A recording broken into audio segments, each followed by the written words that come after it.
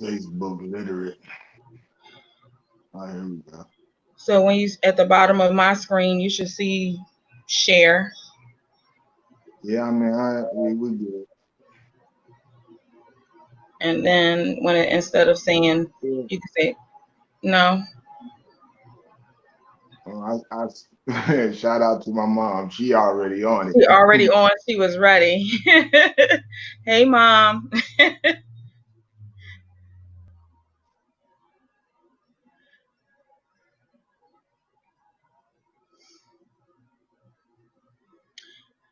All right. So we are going to give a couple minutes to allow some people to join our conversation this evening.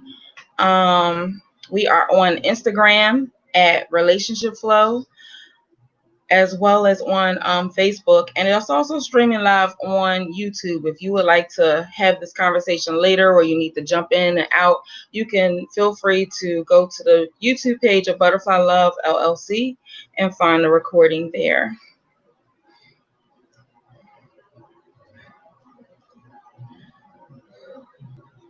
So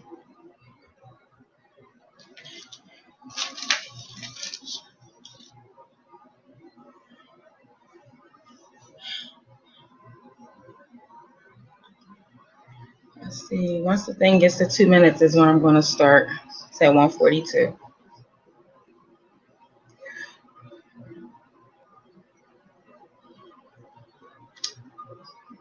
You shared it.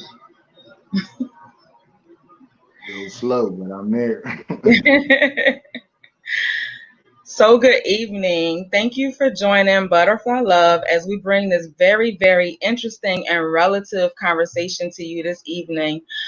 We are joined with a guest, Delrico Fletcher, who is going to bring us some very interesting insight, not only on the life of an athlete and when the lights go out, but also layering it and connecting a lot of what we have prepared for our conversation this evening related to the recent events of our country. So as this has been advertised, this conversation is for you if you are a current or a former athlete. We welcome you. If you are a parent of an aspiring athlete, there's going to be information and nuggets poured into this conversation to help you navigate what it means for your child, son or daughter, to be an athlete and what the meaning behind it could be. We're talking about determination and focus, and to be able to excel at the high level, kind of like what it takes. What are the layers? What is the determination? What's the steps? And being prepared for the big and large picture with confidence, motivation, learning that systems and strategy. You our guys are in for a wonderful and fun-filled. Laughter is gonna happen. Some things gonna be like, "Ooh, I didn't know that was gonna happen."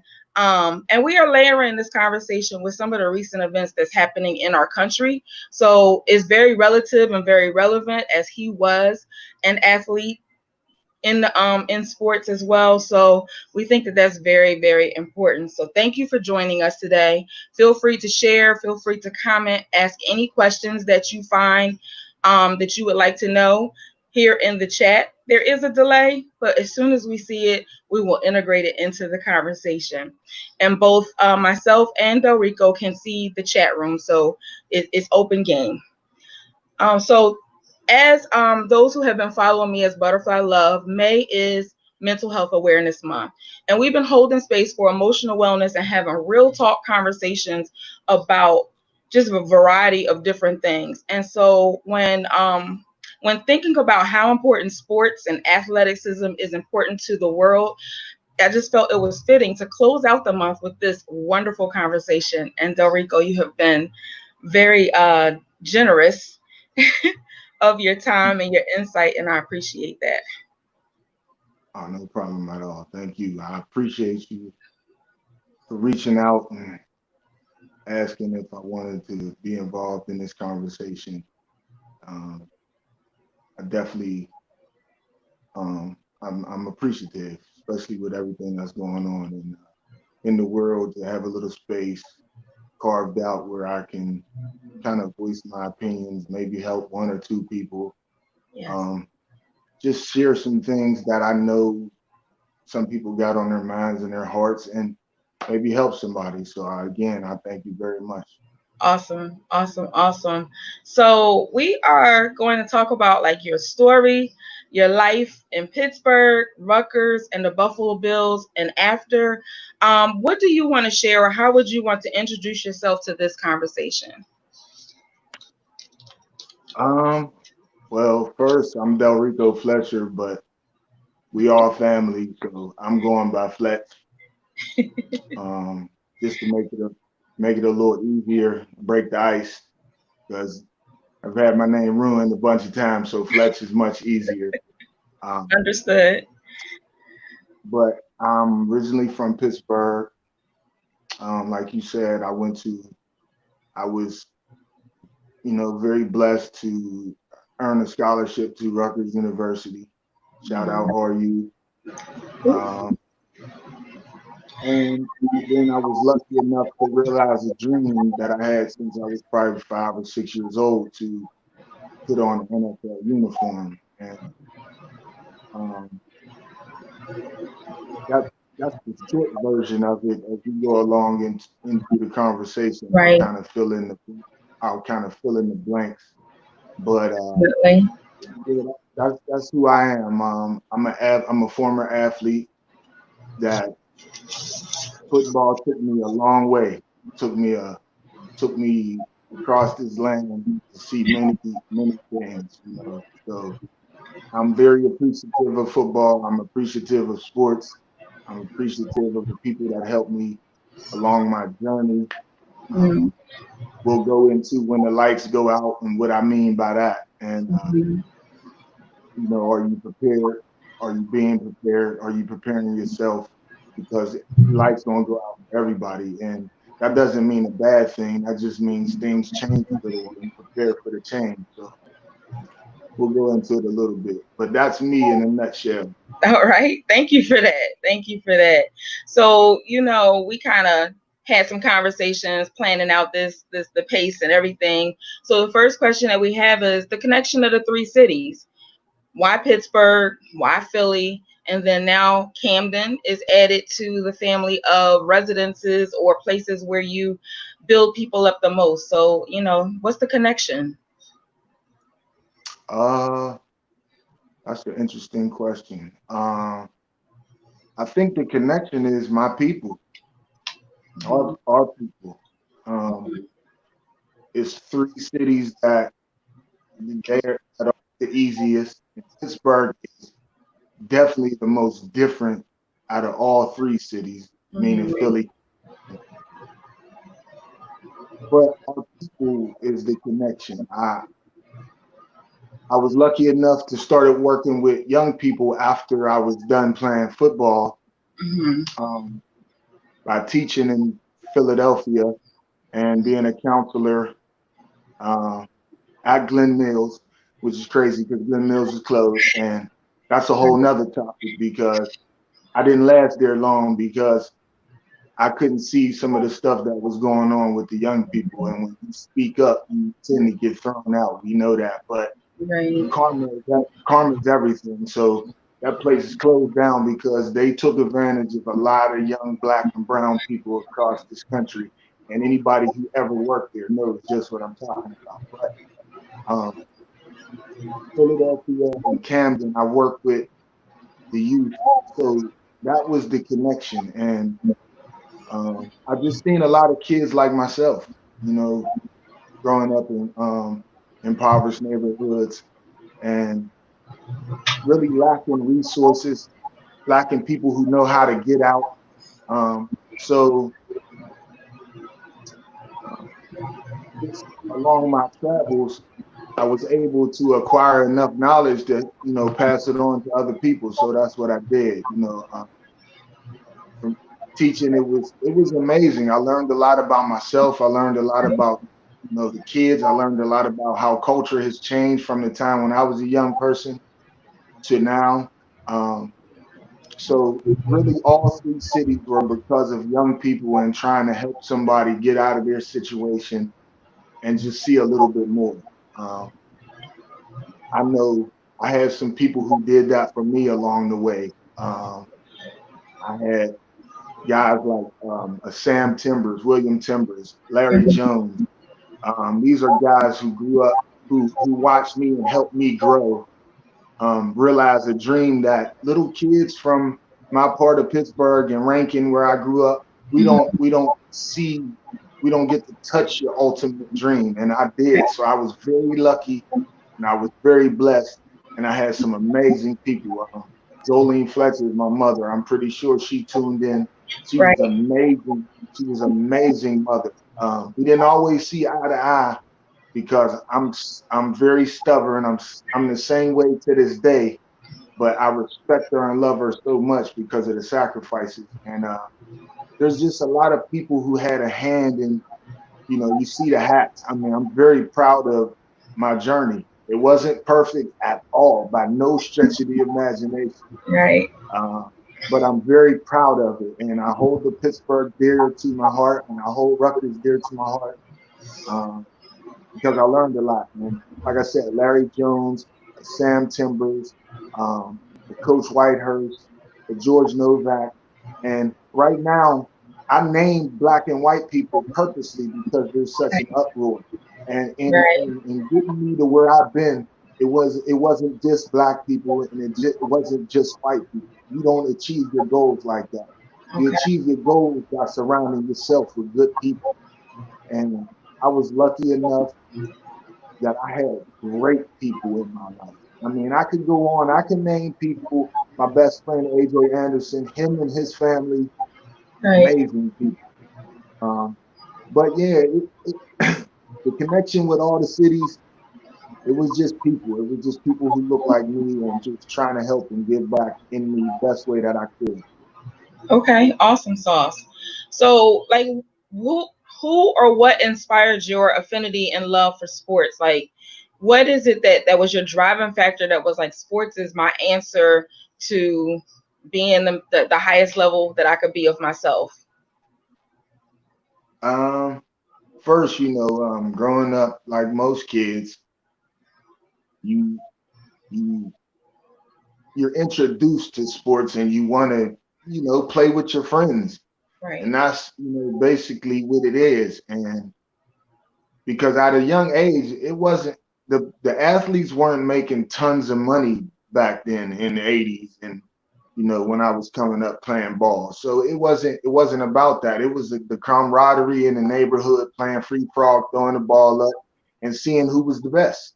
And right, so that got you friends. When your friends thought you were good, you got picked first. And it's funny, all my friends were older, so I kind of got groomed by the guys that I was with. But like I said, shout out to Jolene Fletcher. She was amazing. She was the first person to walk me up to Swissvale. We had a team called the Swissvale Flashes, and she took me by my hand and made me go play football. And I had some guys around, Sam Timbers and Larry Jones who pushed me and wanted more. And I seen guys, Melvin Cobbs and Hollywood Most. Only know people who listen to these names, would be from Pittsburgh. But some of these guys I seen, they were amazing people, and I wanted to be somewhat similar to them. So okay, um, and as I got older and started playing, you know, I seen Michael Jordan play basketball. Everybody wanted to fly like Mike. right, Um, I played wide receiver in college, and in my short stint with the Bills, I wanted to be Jerry Rice. He was a wide receiver for the 49ers. So these are people that I seen, um, who I tried to be like, especially on the field. You as you grow older, you learn that these people aren't gods. They're humans. They make mistakes. We're all imperfect. But when you're young, just because they could fly, you think they could do no wrong. right, Um, so, and that's not the case. That's part of what we're here to talk about because athletes get held in such high regard yeah, they do. and put on a pedestal. Mm, You know, and rightfully so for some people if you're doing good with your platform for your community. But if you're just reaping the benefits and you think that you're special because you could dunk a basketball or score a touchdown, you're really not. It's about what you do with your platform. Right. Because we found out, and I mean, I'm trying not to curse out, but I but mean, this is a but comfortable platform, so I mean, yeah, if that, we want to sometimes convey what your story is. I say it only to be powerful. I can use the biggest words. I mean, trust me. But I say it because sometimes to express your point to get people, and we know we want viewers. So sometimes I'll say something, that kind of rings the ear or hits people some kind of way. But Right. it's not it's not to offend anybody. But um, we just we hold them in such high regard. And if you're not doing anything with your platform, you're really a piece of crap. You know Right. what I'm saying? Like you have the ability to move mountains with just your voice. You have the ability to move mountains by your actions. And everybody's not a role model. Everybody's not a Right. role model. And they're not built to be in that role or that position in people's lives. However, um, because they're on TV or because we see something flashy like a shiny object that draws us to them, it's like we create them into this person that we want them to be in our fantasy. And so then because we function from our fantasy or our lens, they are the celebrity that we want them to be. And then when they are human and do something that's not necessarily of that pedestal that we designed for them, then we sometimes feel, I'm probably not supposed to say feel some kind of way, but feel some kind of way about that, and then begin to either, you know, we have different platforms now today that we didn't have, back then. But like, we may reach out to them on Twitter or whatever their handle is and actually let them know, and that changes the game in regards to how we have people on a pedestal. Yeah, it's I mean, it's a different day and age. It's a everybody has a platform. If you have a phone, you have your own personal platform to say Yeah. whatever it is you want, whether we agree with you or not, whether you deserve to have that platform or not, whether you're an idiot. And we know tons of people like this. They couldn't pass high school, couldn't get out of easy Right. high school. And now they are, I mean, they just have so much to say. They couldn't read a book their whole life. Right. But now you've been given Twitter, Facebook, Instagram, and you really have something to say. And Mhm.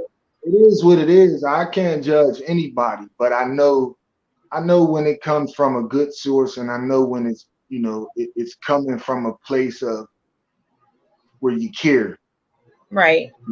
where you really want to do something with yourself. And like I said, excuse me because nobody's perfect, and I'm definitely not perfect, but the genuine thing means something.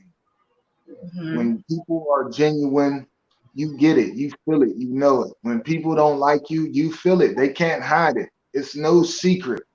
Mhm. It's no secret. I mean, we're on this hamster wheel called life, and it's no secret certain people feel a certain way about us. We can't hide it. We Mhm. can act like it and it be fairy tale, but it's no secret. And Okay. it's sad. It's Right. sad, but it is what it is. So I think you also shared that there was some not street. I'm gonna take that back. It was some neighborhood influencers as well as some influences that happened from college that you wanted to share. Well, I mean, we all have we if you come from these certain cities, if you coming from the inner cities or whatever city you coming from, we Mhm. all have some of the same stories. These are our family members, so we have good and bad. And Mhm. some of what we call so-called bad people have really been some of the best people in my life because regardless of what they were doing with their life, they always deterred me from doing something off. Right. Always had the highest hopes, had the highest hopes for me. And I really don't want to shout out nobody's name, but there's some people who have changed their life who have been influences to me. And I mean, Okay. there was a guy, Mike Penn, and I mean, he's almost given his life to the streets of Braddock and Pittsburgh and Rankin. And it's sad because those same streets turned around and bit him on the behind, and Okay. something happened to him, and it's awful. I'll shout out a Shelton Flowers, Okay. Cato, and anybody who's from Pittsburgh knows Cato was a statistic. He fell victim to the streets, but I Okay. loved him, and everybody else who was around him loved him. Okay. Like his heart was huge. He wasn't led in the proper way because if he would have, he could have been the CEO of a Fortune 500 company. Okay. My best friend is doing 25 years in prison, and he was the ultimate hustler. He would sell water to a well. He didn't. He sold sneakers, shirts, hats, clothes, and he got it from his father. And he made some awful decisions. But these are some of the people who influenced me for me Okay. to be sitting here talking to you right now. And Awesome. regardless of the decisions they made, the people look at them a certain way. I hold them dear to my heart. Okay. That don't mean that some of the things that they did was wrong. But who am I to judge? Because every decision I made hasn't been right. You know what I'm saying? So there are people. There are a lot of people. There are a lot of people because Okay. where I'm from where the downtrodden. I'm from where we had one street light. We had 9 churches and 7 churches and one street light. But Wow. it was so violent. And as a young kid, I used to always ask, where was God? There was churches, but where was God? We had 7 of them, but Right. people was being murdered. Ob Glenn Ford was my best friend. Shout out to Miss Crystal. That's my second mom. Right. One of my best friends was murdered. We were kids, and we had churches everywhere. But I used to ask the question, where was God? And it was sad, but it's part of my story. And it's a part of why I'm able to sit right here in front of you and share and talk to you and get some feedback and learn and grow and try to Right. become a better version of myself every single day. I mean, Okay. because it's not easy. I'm a 6'2" black man in America, and we know it comes with that. We Right. know it. I got locks in my hair. We know it comes with Right. It communicates a whole stature or narrative it. in people's mind of what your potential is, or they place you in a certain category based on your stature and how you enter into the room. And how you enter into the room is their perception, but not necessarily your reality. Right. At Right. all. And At all. nobody knows that. Nobody people think they know until they really walk in your shoes. Everybody Right. want to be you, but they don't really want to be you. They want to Right. take parts and bits of your culture for their entertainment. They want to take bits and pieces of your culture to try to elevate themselves, but they don't really want to be you. Right, right. So I know that there's some people who are just joining. I want to welcome them to the conversation. This is Mary May. I am a relationship therapist, and my company is Butterfly Love.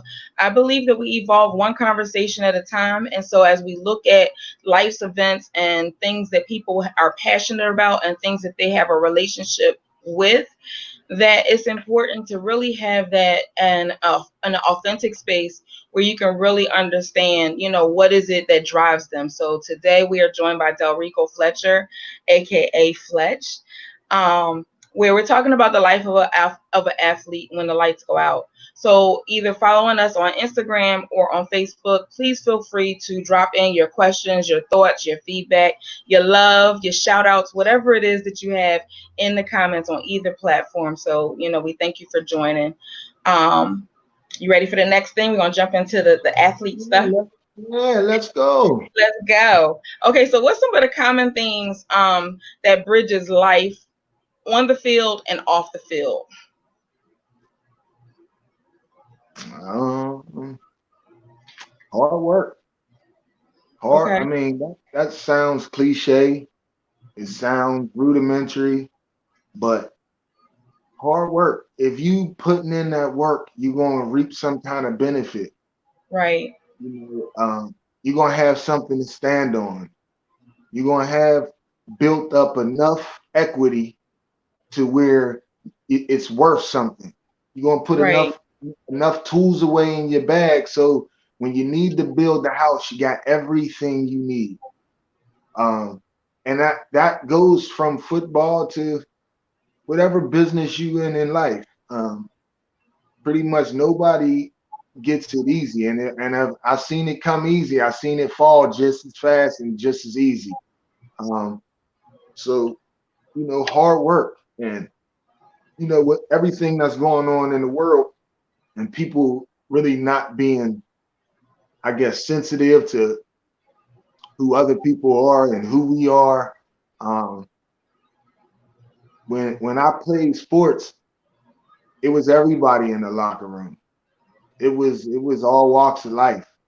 So you had to learn everybody. Right. It All their wasn't just you. personalities, all their nuances, what time of day they work best, and what time of day they don't work that best. When they're hungry, how they respond, like all those different things.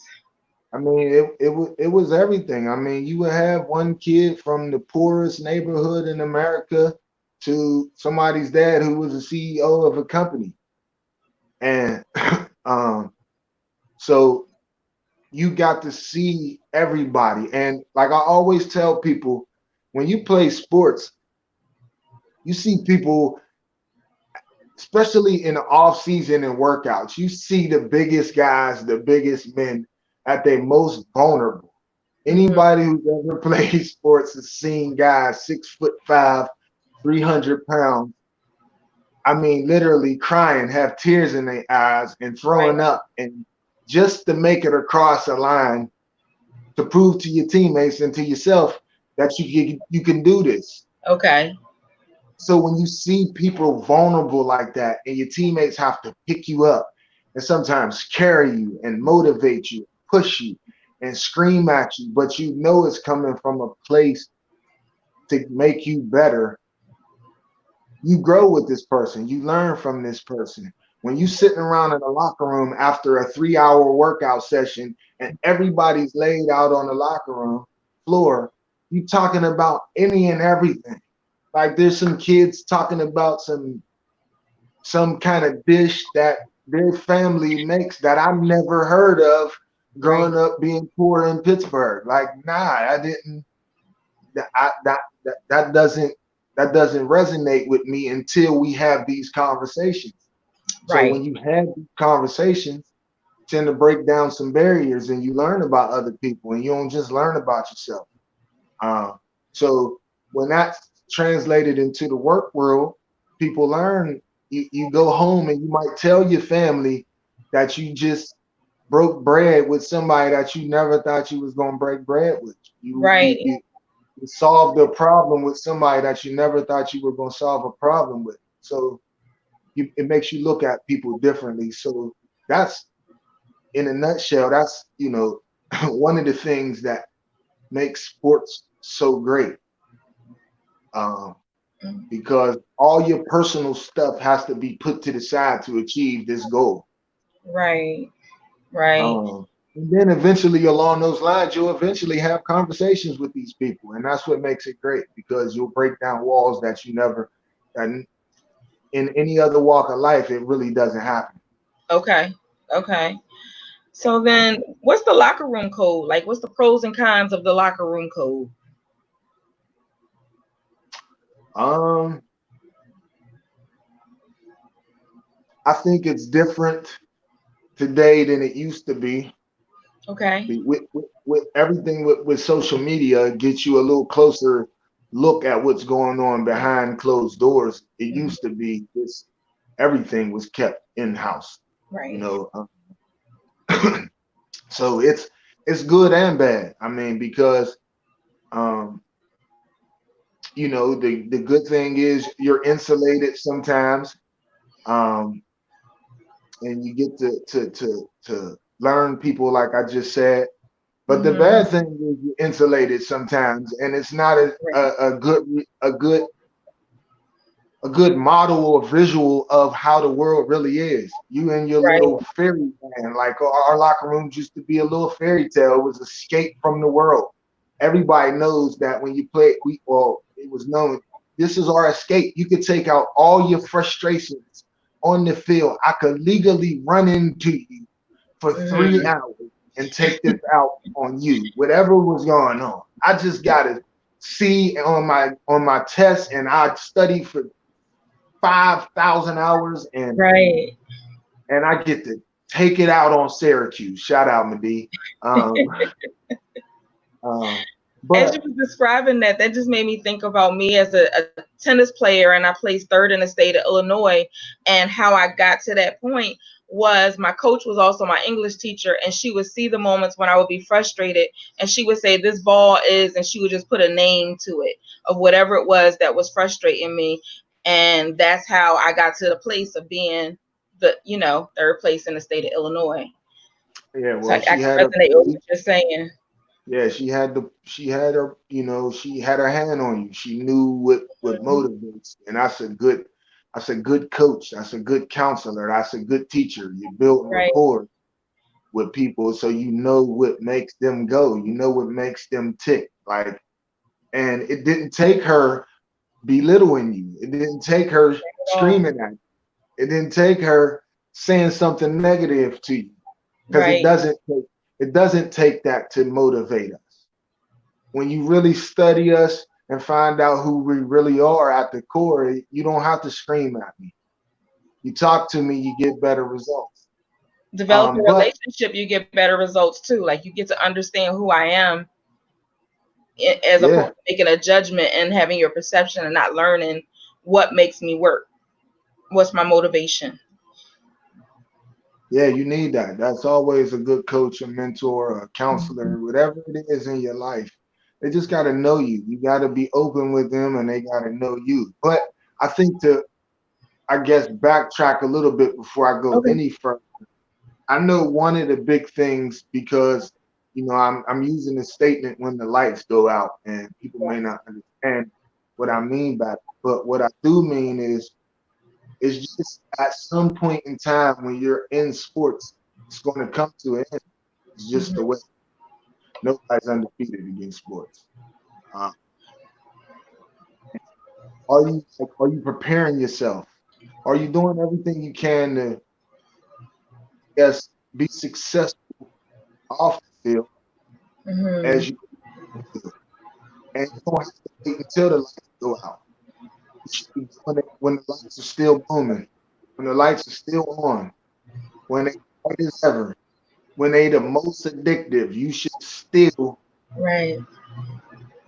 when it's going to go out, because you never know when it's going to go out. Sports are so unpredictable. There's so many variables that are involved in it. I mean, the body's not meant for football, and I'm case in point.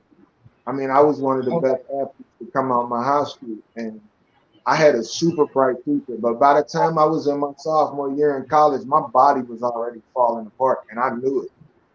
Mm. I knew it. I knew I only had a few more years to play. I knew this. I knew how good I was and what my body could do, and the way it would move. But over the years and years of playing these sports, your body's not meant for it. So at some point, it's going to go out for everybody. And it's not just for athletes. This is for anybody who's in a job, in a career. You don't know what's going on behind the scenes. I Right. mean, on Monday, everything is good. On Tuesday, your company sends you an email, we selling the company. Right. Or they're So, downsizing, and your position doesn't carry over. I mean, before the uprising and protests, and shout out to everybody on the front lines out there, you know, Mm. who really doing it for the right reasons and the right purpose. Right. Um, but it's like, um, when you, I, I, I mean, I guess I'll wait, because I know a question that you had. you have for me in my head, and I don't want to give too much, but I'll let you ask the next question. But shout out to the people on the front line out there, um, really out there doing what's right for George Floyd and Breonna Taylor and every other name that I can name all the way back to the just the turn of the century. Right. But shout out to everybody who's out there putting a time and putting a personal feelings and personal beliefs to the side for just a better America, a better cause. So we were thinking about how we've been in quarantine for 2.5, 3 months, and you listed something that you think that every young athlete or aspiring athlete should do, and it was 3 words, and I'm gonna let you take it from there. You said Black Law Dictionary. We're in Oh quarantine. yeah. Yes. Okay, so this is this is a little deviation, but it's important because I mean, with people out there putting their lives on the line, I mean, because when somebody has riot gear and weapons and everything else out there, and you naked and you got nothing, Right. putting your life on it. But a man. So yeah, but a mask so you don't get coronavirus. Um, but reason why I believe that the Black Law Dictionary is so important is because when we play games, like I played football for a long time, and every year before the season and during the season, the coaches would bring in referees so we would know the new rules of the game. Right. Every time, and I'll break it down even simpler because most black people love spades.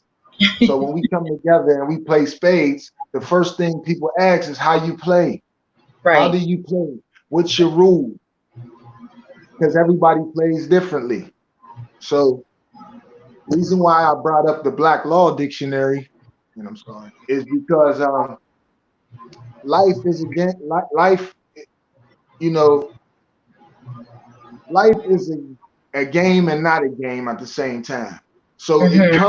it comes with rules. So the Black Law Dictionary gives you the rules to the laws of the game of the land that we live in.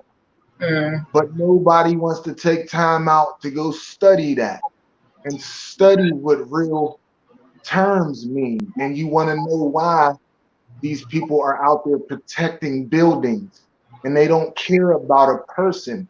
They care because these buildings are corporations and that's what they're going to protect.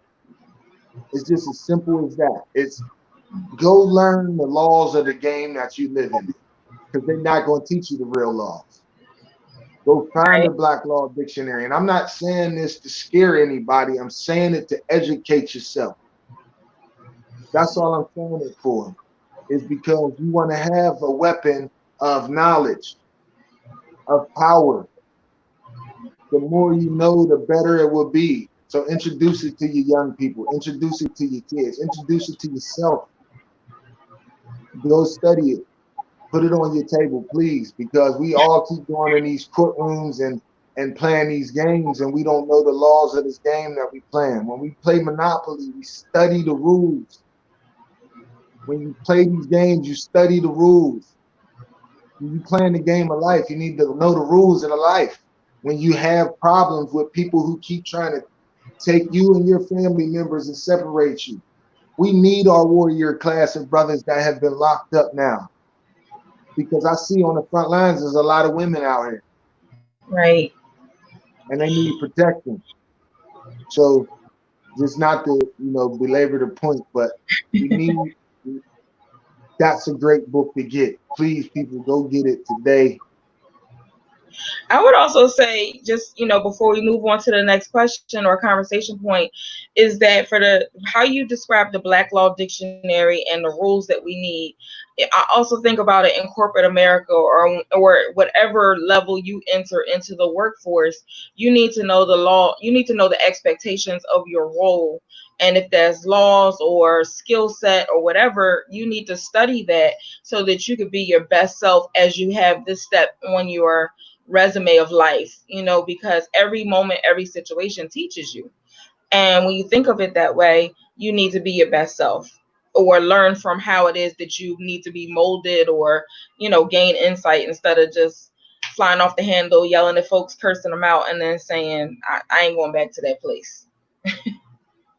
Yeah, no, educate yourself always, man. You can always be better. None of us are perfect, man. So if you had a job for 10, 15 years, you should be trying to be better. If you think you're the best, you should get up out of it because there's nothing else for you to learn. So Right. my advice is to continue to try to grow and be better and learn more and teach yourself more because that's only a better version of you and that's only better for the people you're trying to teach and get information across to. So the next question I'm thinking about, for me as a relationship and family therapist, families usually want to use the sport that their child is interested in as the consequence. Usually I will say not to use that as the consequence, because it builds and shapes character, personality, their ability to manage and identify conflict. Like, it's so many things that people learn from being involved in, I'll just say, pro-social activities, because it doesn't have to be an athletic thing, but just something. So what would be some of your recommendations that you would have for parents of those aspiring athletes? Get your kids involved, but don't just throw your kids out there. You be involved with your kid. I know for me growing up, it was good because my mom took me, but my mom was always there. Right. Um, and don't typecast your kid. Don't set limits on your kid. I see a lot of parents, my kid's going to be a running back. My kid's going to be a quarterback. You don't know what your child's going to be. So let them just play. Don't set your own limits on your children. Please stop doing that because Mm-hmm. you fear. You used to be young one day. You used to be young, long, long, long time ago. And you were fearless. Mm-hmm. That's how these kids are. Fearless. You just help guide them. You help shape, mold them. But let that fearlessness really be the energy. Now you guide it because obviously fearlessness it'll run off course, and we see that out here with some of these young people who just busting up in people's stores and all kind of stuff. When Right. there's no plan, and there's no parameters, and there's no guidance from elders. You get young people who run around with the chicken like a chicken with their head cut off. Mm-hmm. So we need that energy, but we need to also guide it. And don't set limits on your kids. Allow your kids to play the sports. Allow your kids to be coached when you know they have a good coach. So seek out who you putting your kid around Right. because a lot of these people are terrible. They don't know how to give off information in a way that a young person will be able to receive it. True. Very true. And Very, then very. that discourages a young person. Coach such and such, all he do is scream because that's all that happened to him, and he don't know that doesn't work for these young people. Mm-hmm. So as a parent, seek it out. Don't just say I'm going to the next neighborhood football team just because they close. No, Right. especially, and there's a lot of single mothers. I know it's hard. You know, it's easier said than done, but those are your most precious things in the world is your babies. So don't just give them to anybody, especially at that age. Seek Right. out somebody. Call people. Fletcher Delrico 79 at Gmail. Hit me up. I'll help you. We can ask questions and find out who's the best coaches in your area to get your young people around Mm-hmm. because it's mandatory you get them around good people. I came from a single parent home. I was Right. around good men who really cared, and it really helped. So, like I said, Fletcher Delrico 79 at Gmail. if you a young person and you need some help trying to weed through and find out how to find a coach who can help you, hit me up, man. And I'm definitely more than willing to I will find you somebody, because as a young person that can deter you or that can make you fall in love with the game. Right, right. So what's the dark side of the game? What will be the dark side experiences of the game? I mean, I guess early in the maybe mid 2000s, they came out with the movie Concussion, and so everybody was kind of scared at that time with CTE, the brain head injury trauma that happens from collision and contact sports, or I should say collision sports. Um, and that used to go unspoken. I mean, I've had concussions and played in the same game. Um, so that used to be something that we all knew was around, but it was unspoken. It didn't go. It was like, this is a man's game. You can't take a concussion. This is a tough guy game. Mm-hmm. You can't take, what it brings now. So you didn't want your teammates, you didn't want your coaches, you didn't want anybody looking at you differently, uh, which is sad, which is very sad, which is the worst thing in the world. And the NFL knew about it. That's why they just tried to drop that $760 million when they make that in a half of football season. Like it's nothing, a third of a football season. So that was shut up money. That was take this little bit of money and be quiet and keep running your head into each other. But that was the dark side of a locker room, and probably still is somewhat. I Right, mean, because you want to play, you want to put it on the line for your teammates, you want to show you are tough, but you got to be very smart, man, because you walking off that field and having a life after it is the most important. You may have kids, family, wife, and they're gonna need you. They're gonna need you. And with with the NFL, with the NCAA's doing, I mean, they use bodies up and throw them to the wayside. right. I was hurt so many times in college, it's unreal. If I go through all the injuries, it's unreal, and I'm probably gonna forget some. Okay. But and it would be an argument. You were on scholarship. No, those books ain't worth me potentially. I mean, like to this day, I still got two half broken fingers, uh, and a messed up back, and what I'm saying, things don't move as fast as I used to. you know. Understood. So, also the dark side, and you mentioned CTE and the medical stuff, but you were saying like depression and anxiety, like is present, and like recognizing the vulnerabilities that come with the dark side of the sport. It used to be taboo to kind of say, I'm having a moment, whereas now Yeah, it's a little different.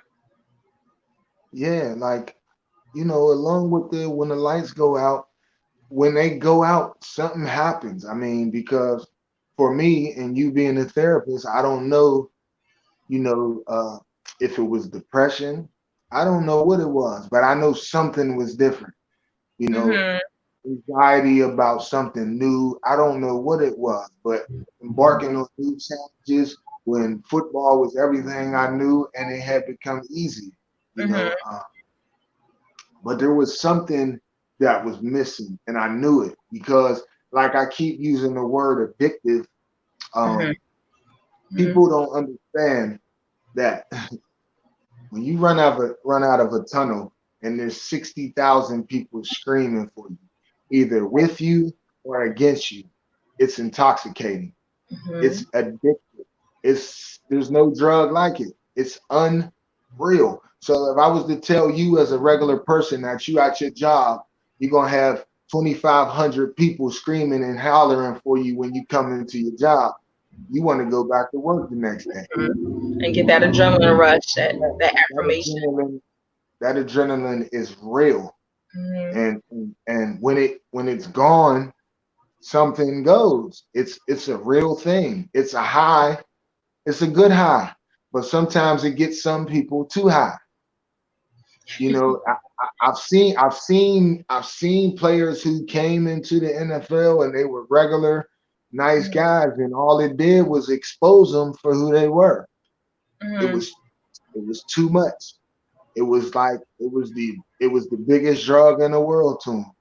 And um, so when that's pulled away from you, like I said, I don't know if it's depression. For me, Mhm. I don't know if it was I don't know if it was anxiety. I don't know if it was just uneasy about what was the next steps. But there was a detachment, like Mhm. something's going on. And as I got older, I I could really look at it and say, you know, that adrenaline, that addictiveness of the game was gone. So it's something Right. was missing. And it's like when you look at trying to label it, is labeling it only to understand what interventions are necessary to heal you and make you feel better. But like that's a loss. It's a loss of grief because what you had learned to expect as your everyday life has now been removed in some way. And so now you have to adjust and accept what this new life is that's totally different than what you've been experiencing before. So it could be some anxiety because it's overthinking, it's questioning if I did something wrong or if I could have done something better or something different. Like you begin to overthink and question yourself.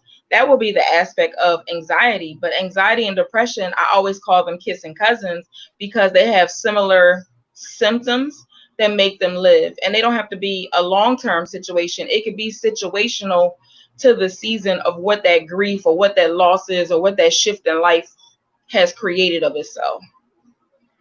But it is real. Oh no, no, it's real. I've seen people who have been a lot worse off than I was. Mm-hmm. You know, some people that's all they have is football. But And that's what I was going to say is when people define themselves through that they're now grieving, it's like they don't know how to exist after that, which is, part of your story. I don't want to give it away. But, like in regards to what happens, how do you prepare yourself for when that thing or that shiny object or that experience in life is changing? How do you make sure that you're okay on the other side, and what supports do you need to put in place, in the meanwhile? And it's like, having a conversation with a therapist is not taboo, but in certain seasons or certain sports or certain spaces, certain cultures, it is. yeah, yes. I mean, listen, sometimes we're very guarded people, Hmm. right right or wrong, because you know it's hard to trust. Listen, Right. we know who we are. Right. But when you grow up in certain situations, you learn, man, there's very few people you could trust, man, because there's always somebody who seems like they're trying to use something against you. So we become guarded in what's really going on. Um, I'm happy I'm not really a person that, for lack of a better term, really cares what anybody thinks about me. Right. So I have no problem asking when I think something's wrong. And I really wish I could give whatever that is to everybody Right. because I could care less what you think about me. I really could. If I need to figure something out, I'm asking the question because I need to be better. My pride's not in the way. Right. Um, Right. and I, and you know I've learned that I've had to. Okay. So you just mentioned like personal growth and awareness. So how do you get to a place of knowing yourself, like know thyself as an athlete, or knowing, what's your ground roots that make you excel the way that you excel? Um, I think it starts at home. Mhm. It, it starts with people who care about you. It doesn't, in my home, it was just my mom, but she gave me so much love and she kicked my butt, but it came from, but I knew when I was wrong. You know what I'm saying? So, Mm-hmm. um, but it starts with your foundation. When your foundation is solid in love, you Mm-hmm. could do some things. So Um, like your family heroes and your loved ones. yeah, and the people you have around you in your immediate circle, because everybody who's in your circle is not necessarily blood, Mm-hmm. but can be considered your family. So when I say my best friend, also, he had four older. AJ had Train, Derek, B. He had three older brothers Okay. who kept us in line. Like if we was out of line, it was an issue. Like we used to go over his house and get punished. So we understood there was some sense of a consequence. And like I said, my best friend, he had his head on straight. Mm. So funded my wing, and he was 2 years older than me. Mm-hmm. I had to grow up and mature or I couldn't be around. When you 13 and your friends is 15 or 16, you can't be the annoying little friend. Right. Because they're going to leave you behind and be like, you got to stay Yeah, home. you done. You out of here. Mm-hmm. So when the people around you love you and they care about you and they pat you on the back and they chastise you when you're wrong, but they show you how to fix when you're wrong, then your foundation is good and you could do some things. So even though my father wasn't around, my foundation with my mom and how strong she was, she didn't take nothing from nobody. Mm-hmm. Uh, she was good in sports, so I was blessed. I mean, my father was good in sports, so I gotta respect that. But my mom was the backbone of of our little family, and the black woman is the world to me. You know what I'm saying? The black woman is everything to me. I seen the black woman make miracles. Like we talked and I wasn't gonna go too religious on you and all that. The rub no shoulders, but in the Bible they said Jesus made miracles, man. I never seen Jesus, but I seen Jolene make miracles, man. Right. I seen other people. Shout out Miss Michelle. I seen Chout's mom make miracles. I seen Dub's mom make miracles. I seen Miss Alexis make miracles. I seen my boy Hess mom make miracles. Smoke mom make miracles. I seen tons of women.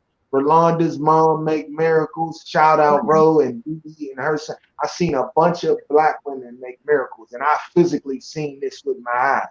So Right. in my eyes, I give the black women a lot, a lot of credit. And I could care less if somebody gets mad. That's not what I'm concerned with.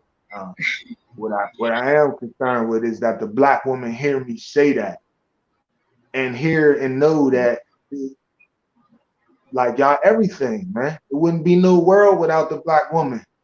We Right. need y'all to get back in that right place, man. We need it, man. Don't lower yourself to the standards of men, man.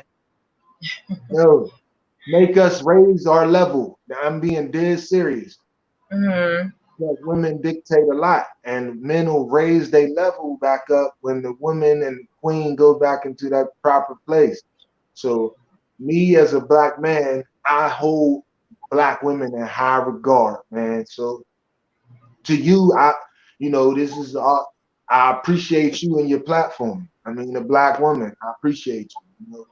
Thank I you. follow, I see your Instagram posts, and I see the black women you talk to and all that, man. So shout out to all y'all, man. So from a black man, we appreciate y'all so much. Thank you. So how does I don't know what this says.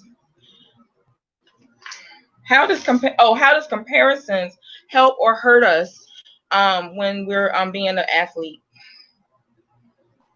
How to Like the comparison. comparison? Yeah, like the if you compare yourself to another athlete, or you compare yourself to your idol, you compare yourself to another team member, how does that help or hurt us? All right, so I'll say it like this: when you keep it in perspective of just sports, Mm-hmm. and I want to be Michael Jordan, I want to be Mm-hmm. Kobe, I want to be LeBron, I want to be Magic Johnson, I want to be Deion Sanders, I want to be all these other guys. When it's looked at from a sports perspective, I'm all with it. I'm Right. all with it because when you look at them outside of sports, they're human. They're gonna make mistakes. So my son wants to be Kobe Bryant right now. He's 7 years old. He thinks, I mean, ever since Kobe passed away and ascended, he has channeled Kobe Bryant. And Okay. I'm like, let's watch video and footage of Kobe, but there's not just one player. Right. I want you to watch Michael Jordan. I want you to watch LeBron James. I want you to watch Dr. J. I want you to watch Kareem Abdul-Jabbar, Allen Iverson.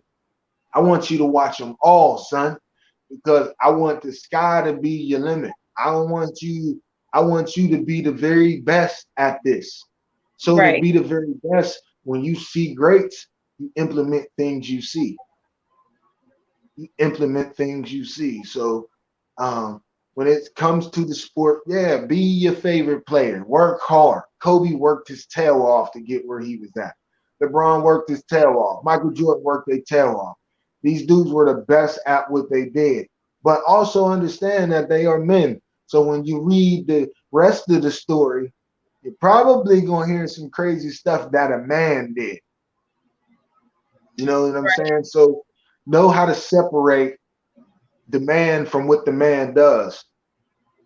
That's what I And would tell people. Just learn how to separate whoever your idol is from what your idol does. Your idol is a basketball player. Look at him like that. Your idol's a football player. Look at right. him like that. And if they saying something that is meaningful, listen. If they saying something that's not, don't believe it just because you like the way he shoots the basketball. Right. No, that's insane. No, don't believe just because he runs the ball the way you like how he runs the ball. That don't mean you believe him in his political stance. No, Right. man. Have your own mind as a man, as a woman, as whoever you are in whatever sport you play. Have your own mind outside of that sport. But if you want to emulate greatness, be my guest, man. Please emulate greatness. And that goes back to something you said earlier too, about the fact of reading and learning yourself, and like empowering your voice, learning your sport, learning your skill, and being and standing your own greatness. That, if you're aspiring to be as great as those individuals, but still standing your own strength. Yeah, you have to know who you are. Hmm. And I tell all young people, and I was running the Rankin Christian Center in Pittsburgh, I was telling some of the kids, you can't play basketball for 2 hours, young fella. You got to go to the library as well. Right. You're not going to college for basketball. So at some point, yes, the exercise is fine, but at some point you're wasting your time. Right. So now let's find out what your gift is. And I tell young people this all the time. Find out what your gift is and monetize it. Right. Learn how to make money from whatever gift you got, whatever talent it is you have.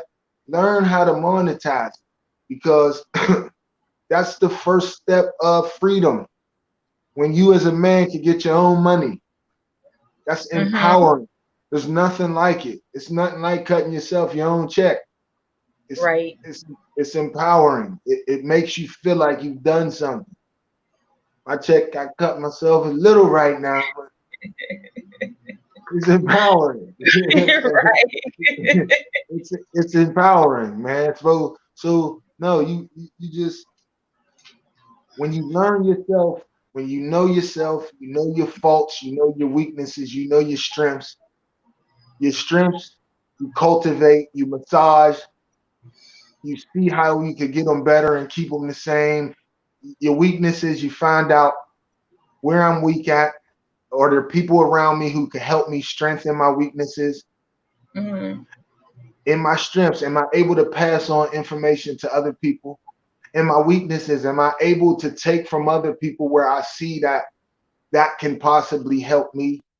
My leadership Right. style always was, I'm not I'm not the one that's going to lead to be on your neck 24/7. No, I'm putting you in place because I already studied you and I know what you're good at. Right. So I'm putting you there. I'm not going to put you somewhere where you're going to fail. That's crazy. That, I And mean, we can we nurture we can nurture your strengths, and then you can excel in that space and contribute to the team so much better. And the team can be on the field, in a corporation, in your friendships, in your relationship. Like it's everywhere.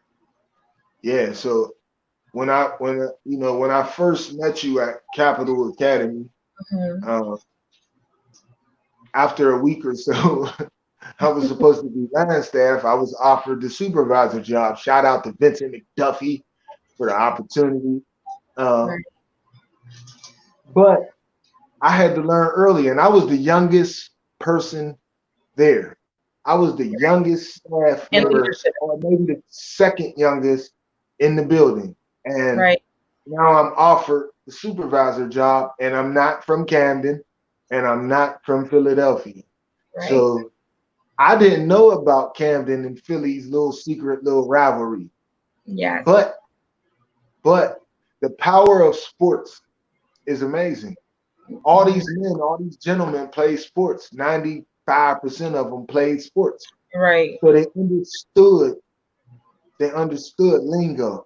They understood I walked that same path they did playing sports. And I just happened to be good. So it helps. It helped. It really helped. So I used it to my advantage Hmm. when trying to get people to see and listen and understand, along with building rapport with people. I'm not bigger than anybody. I talk to everybody. Right. And then I learned who was good at what. Hmm. I'm not going to ask somebody who I know their writing skills are awful to write an incident report. No, no, no. That reflects poor judgment on me. That Hmm. means that means I don't know myself. Right. I definitely don't know the staff because I don't put this man out there, which is going to ultimately make me look bad. So you got Hmm. to ultimately know who you are and know the people you're working with, you're dealing with. It makes it a lot easier. People respect you more when they know that you spent time with them, you tried to learn them, you're honestly trying to help them in a positive and I mean, in any way you can. At that place at Capital Academy, we were asked to do all kind of stuff. I Right. mean, basically being young people's parents who didn't have skills at all. Right. If not parents, at least their mentor. Yeah, and no, parents. Mhm. I was called Uncle Fletch on a daily. Right. I could go on Facebook right now. I just had one of my students who came to the restaurant and still, Right. oh, sorry, I had two students come to the restaurant Awesome. and still thank me. So that's powerful. That means something. That means even when I really didn't know what I was doing when I was teaching, I was putting in the effort to, and the kids understood that. They knew that. Right. Right. So, can you talk more about the addiction on the field? And you was referring to like the adrenaline rush when the lights go out. Well, uh, when you put in a lot of work in something, um, you want to see the payoff. So if Hmm. you working extra hours at your job, you were hoping that you getting overtime pay. When you putting in all the work, when you putting in all the work in the rain, in the snow, when people aren't watching, you would Hmm. hope that on Friday nights when you're in high school, Saturdays when you're in college, Sundays when you're in the NFL, that it pays off. And Right. and playing is just what it is. It's a game. Games are Hmm. fun. when you a kid. It's still a game. They give people lots of money to play a game. That's what they do. And Mm-hmm. and I'm not saying that the players shouldn't get it. Players should get every dollar that they can because these people make billions and billions of dollars Right. for their entertainment. So the brothers get all the money that they can. Um, but it's, I mean, there's no other word to use but addictive, intoxicating, uh, Mm-hmm. uh, uh, any word you could think of. The high is a high like no other. And I mean, in the 90s and in the early 2000s, the NFL on their websites used to show the big old hit that happened where somebody is getting knocked out and you know he can't move and he got a concussion, and they would Right. show it on their websites. Everybody was addicted to it. It's it's barbaric, and you can't turn away from it. That's you know what I'm saying. It's as crazy You as it gotta have sounds. it. You need it. Yeah, as crazy as it sounds, when they show the most awful thing on TV, you act like you're turning away, but you're gonna take a peek. Mm-hmm. You know what I'm saying? Because it's interesting. It's it's riveting. It's It's drawing you in. yeah. So and the game was like that for all of us, man. And when you playing with your brothers, you know, growing up in Pittsburgh, playing for Woodland Hills, our Friday night games, people across the country, a lot of people didn't experience this. They didn't experience the high school game that had as many fans as we had, and Right. you were on a pedestal. I was 14 years old when I started my first high school game. I was Okay. 14, so I was a sophomore, and I was one of the first sophomores to ever start in my school's history, other than I think Wayne and Train Anderson at that time, uh, who's my best friend's brother. Uh, but imagine being 14 and thousands and thousands and thousands of people screaming for you. Like Right. as a kid, it was unreal. It was unreal as a kid. It was unreal. So if it's not checked as a kid, you'll get kind of accustomed and used to it, and you'll take it for granted. And that's why you see a lot of the players now, and some of them get in trouble, and uh, uh, you know, some. It's like you can't turn that off when you leave the field. Mm-hmm. A lot of brothers have a hard time of turning it off. Uh, Mm-hmm. in the past, you used to be able to turn it off because there wasn't no cameras. Once you Right. left the arena, nobody was putting a microphone in your face and video camming you and that kind of thing. Now it's Right. everywhere. You can even video cam yourself. That's Or the how. stats are posted right away, or the news reporters are like, talking about you, then everybody's calling you or texting you or like saying something like it is intoxicating, and you don't have a space to just kind of separate from that high moment to just say, okay, I'm human again. Well, I mean, I'm human always, but like I'm human again. No, you said it right. Sometimes I watch. We all, a lot of the country watched Michael Jordan's Last Dance.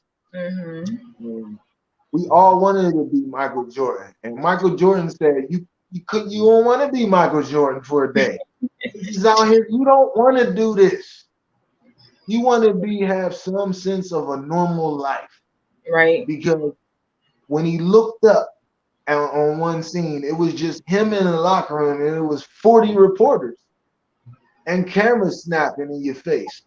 I Mm-hmm. mean, like he was trying to live such a perfect image that we're just now finding out a lot of the stuff that he did. A Right. lot of Or the struggle with. bullying grown men he was doing, and we're not gonna sugarcoat it. Right. He was an awful person. He was a great winner. Like he Right. was an awful teammate. He was a terrible teammate. Me and Mm-hmm. Mike, yeah, we would have got into it a lot. You're not just gonna be elbowing me and beating me up at practice and I'm a grown man. No, that's not gonna happen. Right. Right. Like, that's terrible. Like, you gotta break people down for them to hit a shot in the game. He shouldn't Mm-hmm. be on the team then. If I gotta do that to you, belittle you for you to toughen up to make a shot in a game, Right. no, no. Nah. And I mean, as a man, I watched that documentary and it was like, I don't know how you as a man, but you take that. But Right. who am I to judge? I'm only Fletch, man. I'm only Fletch. But I know when I got to a certain point, I'm not even taking that from a head. I'm not taking that from no coach, no man. One thing we need to stand on is, like, I'm a man. You're gonna talk to me as such. Mm-hmm. And I don't know if we have a problem with the way we um, give that information out and the way they receive it. I know it's Mm-hmm. hard for a lot of people to hear a black man talk. Mm-hmm. I know it to the soul, to the core. I know, I love it. It don't bother me. I know. It's deep and it's raspy and it's harsh. But that's why they want to take us away from the queen, Right. because that circle of black and we together is unbreakable. You can't. It's an unbreakable force. And Right. with me, I'm uncompromising. I don't apologize for. Oh, I apologize first for it. I say, sorry if I'm gonna rub you the wrong way, and then I'm gonna rub you the wrong way because Mm-hmm. it Mm-hmm. needs to be done. It needs, because I mean, we see it. They had a racist white man with his knee on the neck, like if he was just watching TV. Right. Chilling. His face, he had no. If you didn't show half his body, you thought he might have been on a beach. Right. That lets you know there's a hateful force out here. There's a hateful force, and the black queen, the mother, y'all need us, man. You can't We did. alienate us. We can't alienate you. We can't fight any longer. Mm-hmm. We got to come together yesterday and the day before. And Like, we got to learn like, how to resolve that conflict in the absence of like being uh taking it personal or becoming aggressive, that the aggression turns into violence like towards each other. Like, we don't have to go that far, but we need to understand what space people need in certain times, and learn the language of what's going to help us become a stronger unit, because as you said, we need each other. We got to build the community back up. listen, I tell you this, man. We need y'all making the plans and we executing the plan. We need y'all. We need y'all there to kick us on the butt to motivate us. Right. Like, we need the brother there to protect his mother and his wife and his sister and the babies. Like, Right. we need that. It ain't. It's never going to happen if we don't make this circle whole. We could scream, we could loot, we could do all of that. If we don't make this circle whole, we just fighting a battle that's never going to end. We're going to be talking the same thing 60 years from now. Yeah, and that should be intolerable. Like, we shouldn't even accept that as the expectation. Like, it's been going on too long that our voices haven't been heard the appropriate way. So we need to learn, we need to make a shift and do something different, because otherwise we may not be here in those 60 years that you're talking about, Yeah, which is not listen. realistic, but it is I mean, realistic too at the same time.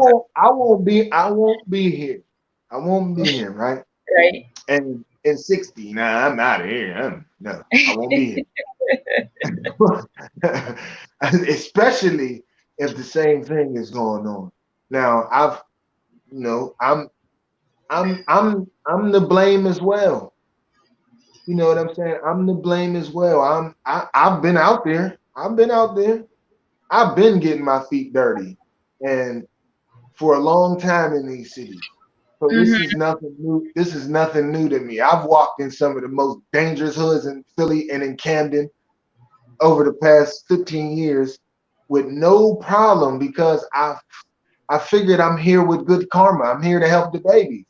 And I Right. ain't never had an issue. I swear I ain't never had an issue. Only time I ever had an issue is when you go mixing with the people who drinking and all everything else. That's when you have a problem.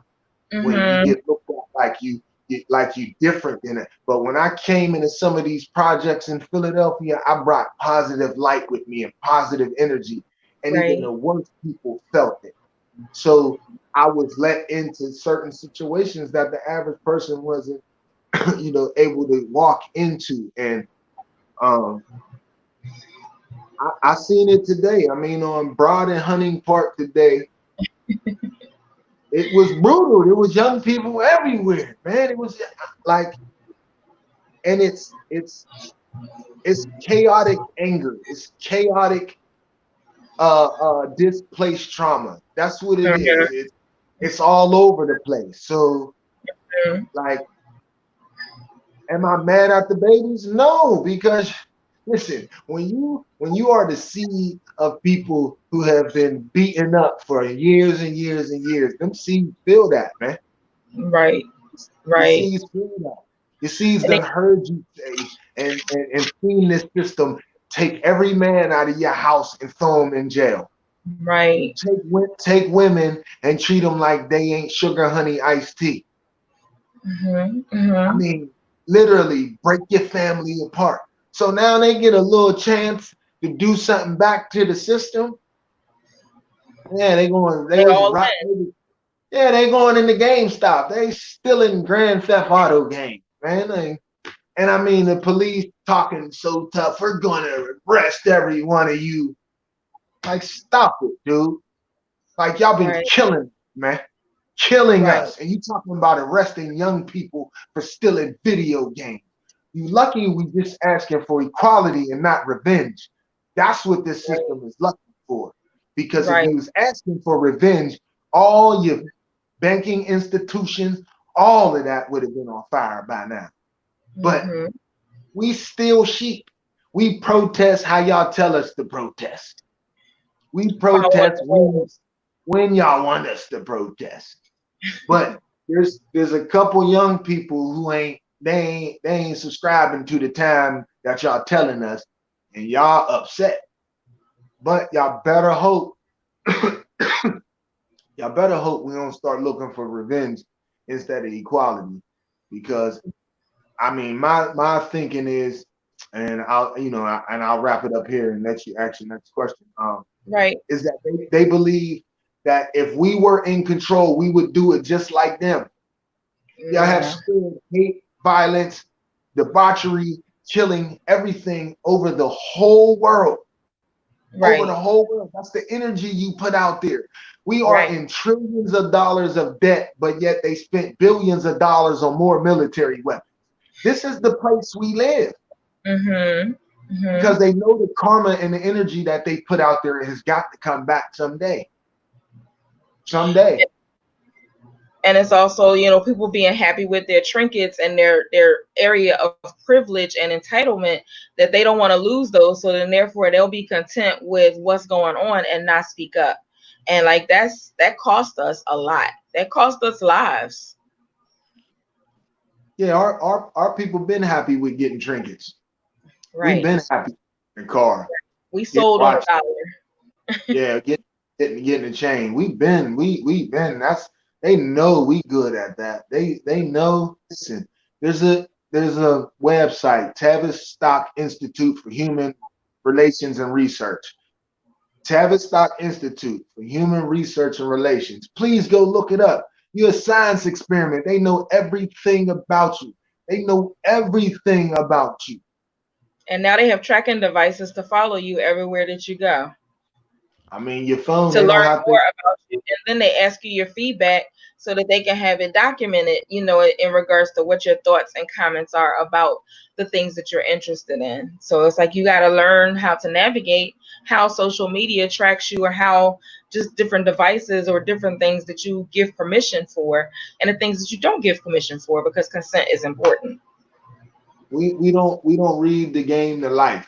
We don't Mhm. read the rules of life. We definitely ain't going on Samsung and reading the rules of what they doing with their phones.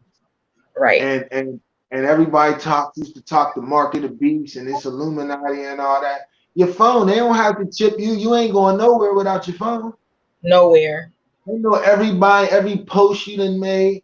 If you like, I was just talking about getting a new Rutgers hat, and then I turn on Facebook, and what's on Facebook is new era Rutgers hats. Like they know. Listen, they have been studied. We have been studied. We have been tracked. We have Right. been everything, people. If we don't start coming up with a plan for the next steps, Language. what's going? I'm sorry. That's okay. I said in our own language. I know, we talk about that often, like having our own language would be our own resource as far as if we had our own version of Facebook or our own language that, we had our own language at one point and we allowed them to take that away from us. So it's like we need to recreate what has built us up as a culture and as people so that we can move forward, in that way. And that, it's just a strategy, that's going to help us excel. Yeah, our stuff has to start meaning more to us. We got to start putting a fence around it and stop just giving it away. Um, Right. I mean, studying certain people, like for instance, studying the Prince, he was so big on preserving his. Mm-hmm. You know what I'm saying? And putting the gate around what's his. And we need to do that a lot more with everything that we're creating, everything that we're doing. We need to start putting putting a high price on what we create instead of just giving it away so easily. Absolutely. So when you think about like these three words, what are your thoughts? If it's accountability, vulnerability, and trauma, direct trauma and vicarious trauma. Like what are your thoughts about how those would help us strategize in life like more effectively? Well, accountable, I mean, it's self-explanatory. If Right. we hear you got to be accountable for the energy and everything you put in this atmosphere. You Mm-hmm. are accountable for your actions, especially when you hit a certain age. Mm-hmm. Certain young people to a certain extent, and you need to teach them too at a young age. You be accountable. You stand on what you said you're going to do. You do what you said you're going to do. You know what I'm saying? Um, um, I mean, that's huge. And I would think that as in sports being a strong influence, that definitely accountability is taught and shaped in your character, because if you're accountable to what your role is on that team, then you'll ensure that you have to do it because somebody else has to follow through on you having that part of the puzzle down to a key. Yeah, like it's funny because football is they say it's it's 11 on 11, but it's 11 individual players trying to do their job to achieve a common goal. Mm-hmm. So if that one person, and shout out to Rutgers, I mean we were awful when I was there.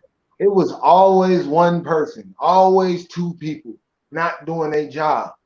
So it Mm-hmm. ruins the whole play. I mean, one person mess up the entire play. And Right. somebody at Rutgers did it for 4 years straight when I was there. We were terrible. Somebody messed up on every play for 4 years in a row. This is incredible. Wow. But so there was somebody who was always not being accountable for being where they were supposed to be. And I Right. ain't perfect. I did it a few times, not that many, but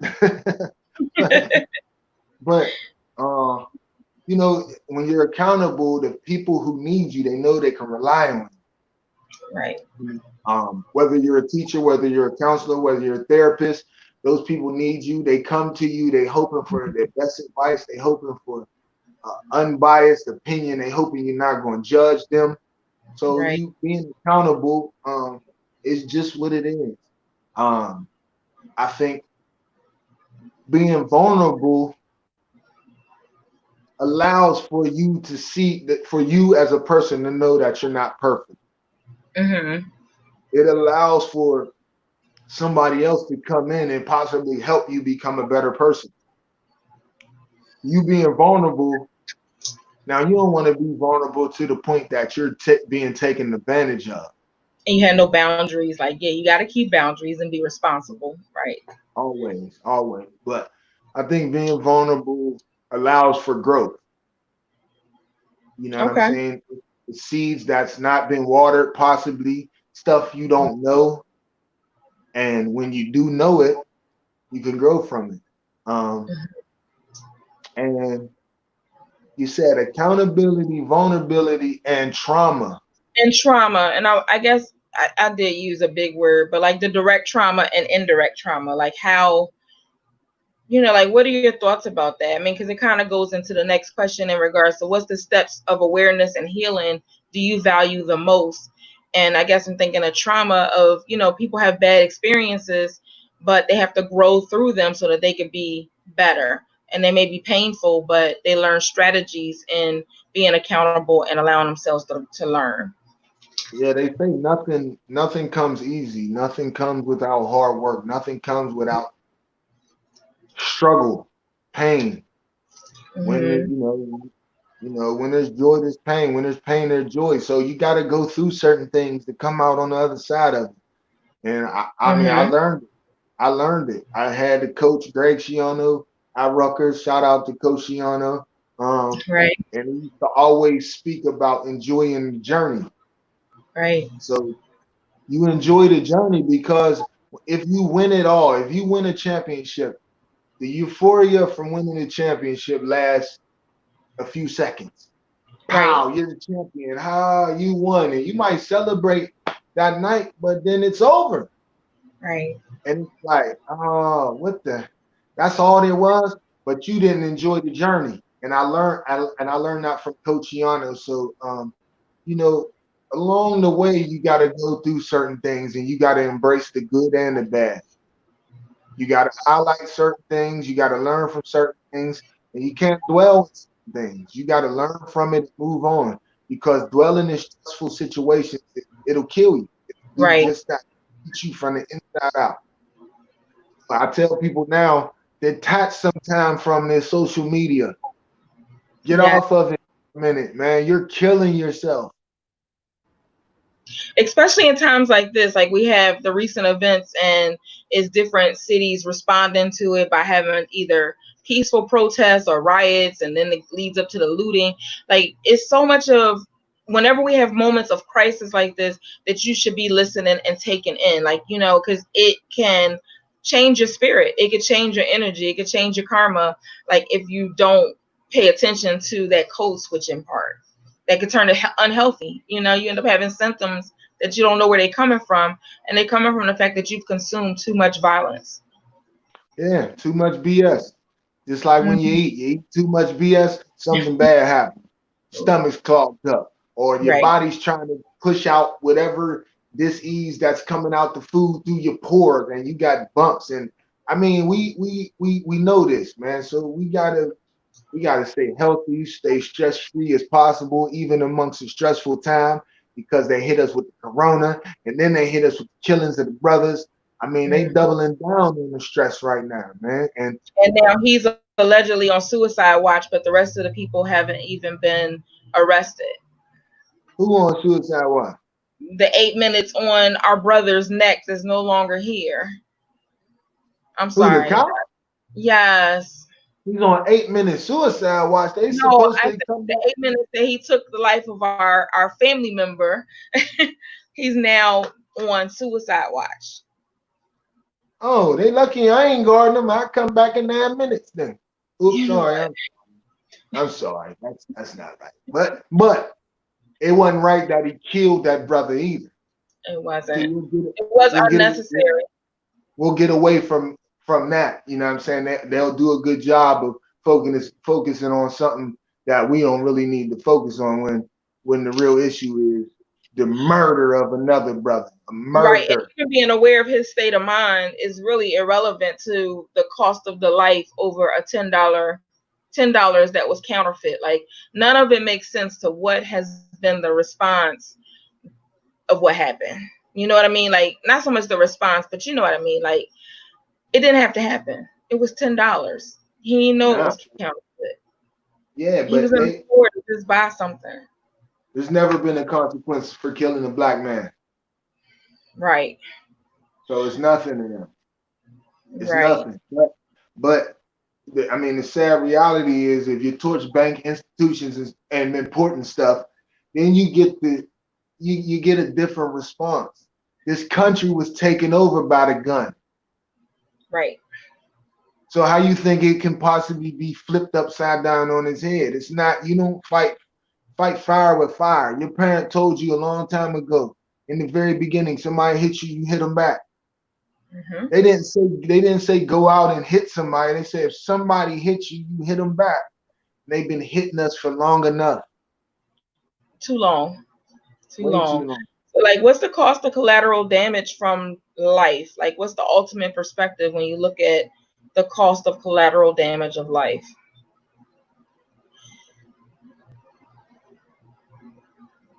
I mean, losing life is not good, period, before it's supposed to be time. Nobody's supposed to have the power to take another human life Right. at, at all. You're not the creator. You're not supposed to be able to take somebody's time off the face of this earth. Mm-hmm. Um, so in saying that, um, I mean, the cost of, and when we say collateral damage,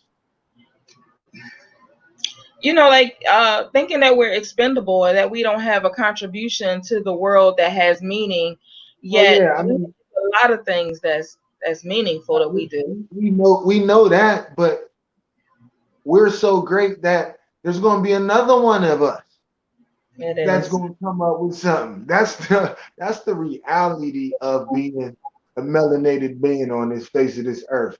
You're Right. able to do amazing stuff, but you ain't the only one. There's somebody else behind you that's waiting for their turn. Right. Like And I, they're I not could trying to relate take it to you out. They just trying to, excel in their space.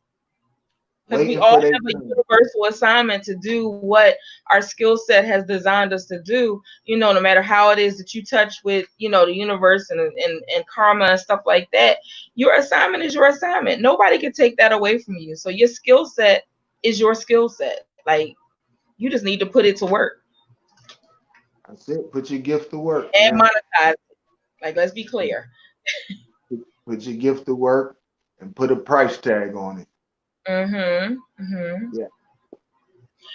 So I know that the clock is long, and we have just a few more questions. So those who are following us, we appreciate you staying in this conversation, and gaining the insight that we wanted to convey, about the life of an athlete, and layering it with the things that's happening in the world, and are you ready for life, like when the lights go out? So, what does an aspiring athlete need to know when they want to be as advanced as in that advanced higher level? Or what do you know? What do you wish you knew that you know Um. now? Um. What do I wish I knew? All Like, right. if So you if I could do, I'll take you back to my high school days, and I love Mhm. Rutgers. But if I could do it over, I would have never went to Rutgers. I would have just went to University of Pittsburgh Mm, because that's where my support system was at. And mhm. growing up in a single parent home, my mom didn't have money and access to get to Rutgers every weekend. So going away from my support system when I probably wasn't ready to leave my support system yet. Mhm. That would be one thing that I would do differently. I had a lot of people who could help me if I was that close. I had a lot of people who would have been able to check me a little bit easier if I was that close. Um, Right. I had a lot more people invested in me if I would have stayed that close. I mean, because literally I was 7 minutes from Pitt's campus. So Okay. I would have had a better support system. So young people, it allow, if you have a support system, ultimately you go where what's best for you. But Hmm. if you just stay near your support system, stay near your support system, it'll help you. It'll help you. It'll help you in every way. I mean, little things like, for instance, I went to college and you had to pay for your clothes to get washed. I didn't have a lot of money, Right. so I took my clothes to my grandmother's house and got my clothes washed. I mean, little And got a stuff nice like that. meal while you was there. It's better than the Man, the cafeteria food. best meal in the world. I wouldn't have had to eat a fat cat from Rutgers campus. I would have had to eat a fat mom. A fat mom is cheesesteaks, mozzarella sticks, French fries, all on the same sandwich. Like I wouldn't have had That to sounds like a heart attack. eat. Oh, listen, trust and believe, man. And it wasn't the only one. There was tons of them. Fat. It was the fat. They were called the grease trucks, and they had all these sandwiches with all the crap piled on them. And I mean, at the time I'm playing football, I'm throwing two of these things back like it was nothing. And Right. but but yeah, shout out to Rutgers and the grease trucks, man. And the grease trucks. So like, Wow. we talk about people having a relationship to money and the money sometimes driving them. But sometimes they're functioning with the money being like from an emotional investment or the lack of investing and what it is they need and working to change the narrative. The guest that I had on Thursday was a financial coach and we talked about that. So I'm just thinking about like how can we develop more wealth-based learning to manage life on both sides of the game? Like All right, so I mean, this is a whole another topic by itself, but so I'm I gonna try to make it short and to the point, quick as possible. It needs to start at an earlier age. Like when you start singing little jingles in school, they need to start teaching you about money.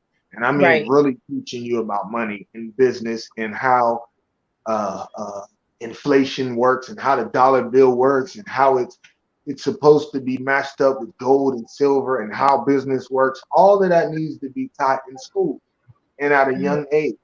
So by the time you leave high school, it's second and third nature. Like it's already ingrained in you. But my personal feeling is that they don't mind if you get that money back. They don't want to teach you everything. true, They'll give you millions. They know you're gonna blow it. They know you're gonna give it back. It's a study. 5 years after the NFL, 70% of the brothers is broke. It's like that's awful. You make millions and millions, and nobody's taught you how to make more and have your money make more money because right, we don't have generational wealth. We have one person who is rich right now.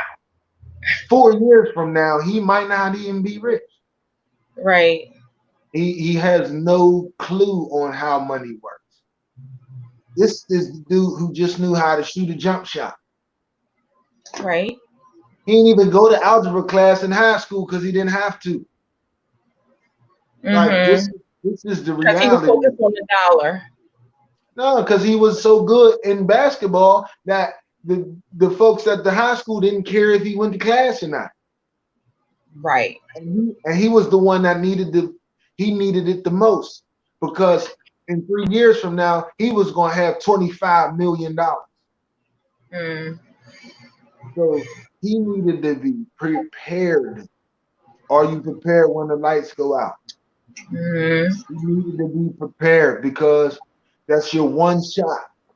That's your one shot that you knocked on the door and you was able to get rich. Now, how you gonna turn that into the next generation's riches? That's how we true, gotta that's how we gotta think. We gotta stop thinking I'm gonna show off and splurge for people on Facebook and Instagram and buy a car and a chain and a watch and trick off money on women. No, man, come on, man. right, Like you're gonna be right. back at ground zero with the rest of us, man. Right, you got to invest your money differently and seek out the panel of who you need that's going to help you invest best. Yes, or like absolutely true. making your money grow in different ways as opposed to your athleticism, because it's any day that the lights can go out and you don't have control over that, And you need to make your money work for you. right? So what were some of the eye-open experiences between Rutgers and the Buffalo Bills? Um, Like, what did your experience teach you? Rutgers was a whole nother world. You was and coming out of Pittsburgh is black or white. Rutgers, I was introduced to people I didn't even know existed. Mm, So other cultures, I mean, it was dope. It was don't no lie, don't I'm not gonna lie, it was dope. right, You know what I'm saying? Because I met some brothers from Egypt who looked just like me. right, You know what I'm saying? I met brothers from all over who could have been my cousin. So it was dope. It also was eye opening to let me know how really poor I was, man. Because okay, I mean, I had guys whose family members were owners of Fortune 500 companies. mm, You know what I'm saying? And they driving past Rutgers campus and they driving through Rutgers with a Porsche. Or he got right, a drop top and I barely got on Reeboks. Like so that was that was eye opening. I never was a hater and mad at somebody else for what they had, but I was right, like, man, they got a lot. I need to get that. mm-hmm, You know what I'm saying? I need to get that. Um, and when I got to Buffalo, I learned how much of a business it was. mm, I learned how they sucked the fun out the game. I learned how everything was about a dollar. I learned right, how even in football, it's about who you know. It's about networking. mm-hmm, I was in Buffalo and Greg Williams, shout out to Greg Williams for giving me my opportunity. He was coming from the Tennessee Titans and he drafted so many players from the University of Tennessee. It was unbelievable. And they were terrible. mm-hmm, They were terrible, but it was networking about who you know. And I learned that. And so within the parameters of a salary cap and parameters of trying to appease some of your friends, like some of these dudes didn't even belong in the NFL. I mean, when I got there, my body was just so beat up, so I already knew what my end goal was. So I was just mm-hmm, trying to experience it as much as I could because I put so much time and effort to get there. But I knew my body was shot uh, because I mean, even to this day, I can still run. I mean, I've mm-hmm, always been super, super athletic. And even then, as my body was breaking down, I was still better than a lot of players. But it was just like, I see how this is going to go. So I'm going to start preparing for when these lights go out. And, that's what I did. And, my calling, I've always thought was to play sports, but it was actually to help people. It was actually to do sort of what happened for me is to help young people who we see that don't have every opportunity, and we try to have them realize what their gifts and talents are and shoot for it, man, and elevate and go for it and put everything that you got, everything we taught you. And even when it's speed bumps in the way, man, knock them down, go over them, go around them. Don't make an excuse because there's always somebody out there who's doing worse, who comes from a worse situation. I couldn't make excuses. I knew two of my friends who they didn't have their parents right, in college. So how I'm gonna cry and complain and they ain't even got a parent, wow. You see what so your mom wrote in there? no, I didn't.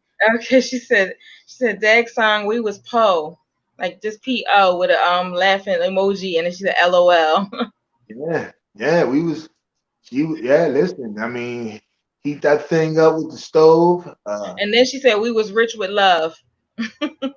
What I tell you, we She had did we say had that a in the beginning, like with her love is what carried you through. we had an abundance of that, and she used to always say that. And she, she thought she was put on this earth for her children. So shout out to my mom again. I appreciate her because I mean, My mom was a beast, man. She kicked all my friends off the project stoop. And everybody who see this, they knew building 7, after when them lights go down, you not sitting on Jolene's front stoop. No, she's gonna cuss you out, kick you off, all Right. kinds of stuff, man. But they had mad respect for her. I love her, I respected her, and I still do. Uh, and I appreciate it. So we talked a lot about and you just gave a shout out to your mom. So it's like a perfect segue in regards to parents and elders who are raising children who or individuals who are want to be athletic, planting seeds and making sure that they're not trying to live through their children for the goals that they had and allowing the children to just be uniquely in their space. So I know, you don't have to comment. I just want to just say that because we talked about that a little bit earlier in regards to the role of the parent. So what would you say are your greatest contributions to life in the world at this point? Like, at this point of your life, you had a quarantine birthday, you're, you have the empowering voice to many. And, so what do you say your greatest contributions to life in the world is so far? Uh, number one, my 2 sons. I'm not perfect with that either, but every day I'm striving to do better. I Mm-hmm. want, I want nothing but the best for my boys. Um, so my 2 sons, number one, Okay. and my brother and my sister, us Okay. not having us not having a father figure in the house, me kind of setting an example to go to school, to want more, um, to do more, to don't let our circumstances set limits on you. Um, I'm very proud of that because both my brother and sister, my brother is doing very well for himself. I need the quarantine to go back to normal, so his life could go back because he's the travelingest brother I've ever met in the world. Um, Right. but as a big brother, I'm so happy to see that. You know what I'm saying? He's married, beautiful wife. Uh, he's moved from Pittsburgh as well, and I Okay. always used to tell him he was nervous about where he was going to go. Sidebar about where he was going to go when he graduated from college, and I said, pick the map, see, look at the map, and go, bro. You can go wherever you want to go, and So you you planted know, the seed. yeah, that's what he did. So I'm very proud of, um, making the setting the blueprint for my brother and sister to follow. Granted, I have 2 other sisters. Shout out to Joy and Shim. They didn't grow up in the same household I did, but I love them as well. Um, Okay. um, but yeah, Nay and Shane, I love y'all. You know that, man. I'm very proud of y'all. Um, we didn't have no man in that house, and I wasn't perfect, but I swear I did everything for us. I love y'all, man. And then, you know, um, I think lastly is helping the kids that I've helped. You know, Yeah. and I forgot I was in New Brunswick as well, Livingston School, um, Gear Up. I work with them with children up there and children in Pittsburgh and a lot of children in Philly and young people in Camden. So helping young Your mom people. said, don't be putting her out there. She had a man. LOL.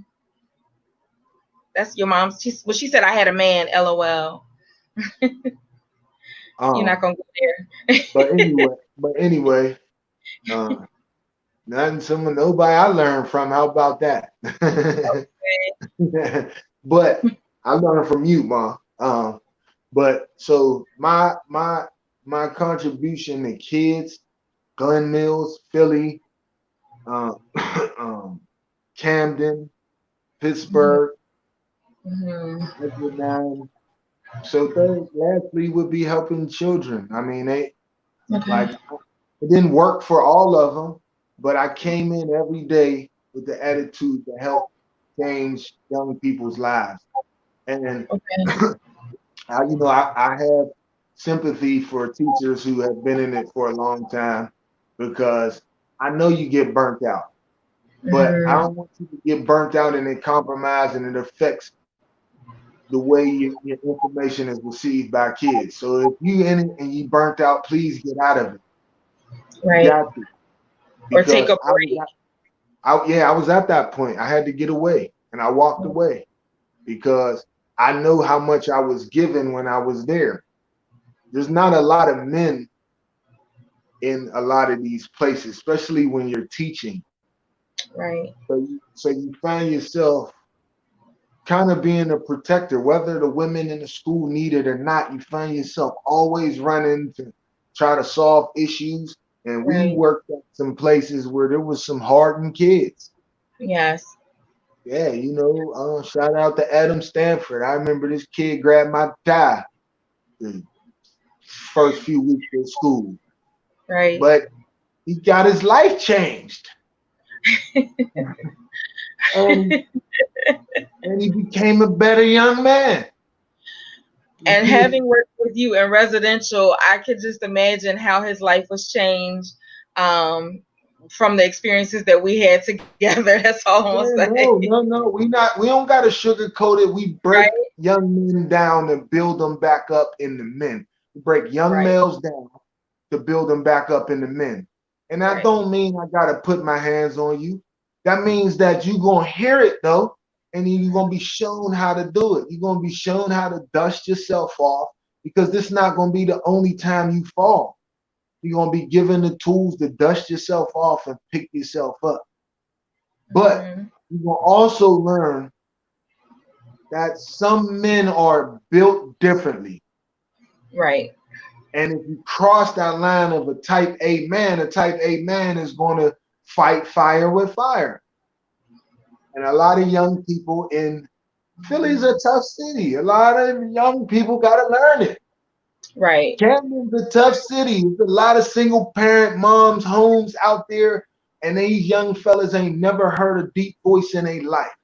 So when they came across Uncle Fletch uncompromising self, you got your life changed.